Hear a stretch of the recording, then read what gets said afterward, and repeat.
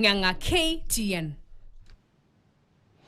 Na viongozi wa upinzani wanadai kwamba kuna njama ya kunyakua sehemu ya soko la Gikomba hapa Nairobi, wakiahidi kufichua juhudi zozote zile za kufanya hivyo. Viongozi hawa wakiongozwa na kiongozi wa chama cha DCP Rigathi Gachagua na kiongozi wa chama cha Wiper Kalonzo Musyoka walipozuru soko la Gikomba, wamemshutumu Rais William Ruto kwa madai ya kurudi nyuma katika ahadi yake ya kuwalinda Wakenya wa kawaida baada ya ubomoaji uliofanyika huko Gikomba. Martin Opio anaripoti zaidi.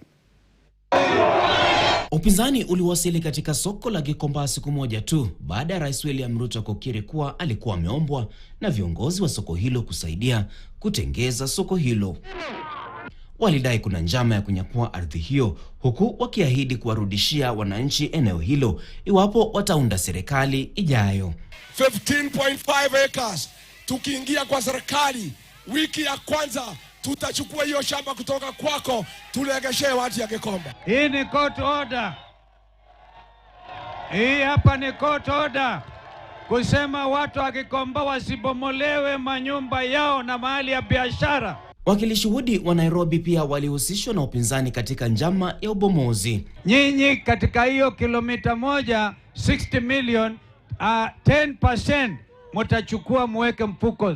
Gachagua anamkumbusha rais ahadi yake wakati wa kampeni za kabla ya uchaguzi wa mwaka 2022 kwamba waliahidi kuhakikisha kuwa mwananchi wa kawaida analindwa kila wakati.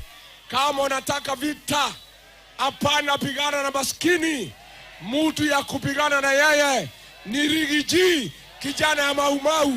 Huyo ndio mtu ya rika yako. Tunapinga ukiukaji wa haki za kibinadamu, unyanyasaji wa watu wanyonge, watu wa chini. Upinzani unamtaka waziri wa afya Aden Duale kuwajibika kwa changamoto zilizopo katika mamlaka ya afya ya jamii SHA badala ya kuchochea siasa za kikabila. Kwa nini ile mtandao ya kijamii ya kuonesha nani analipwa na SHA uliondoa?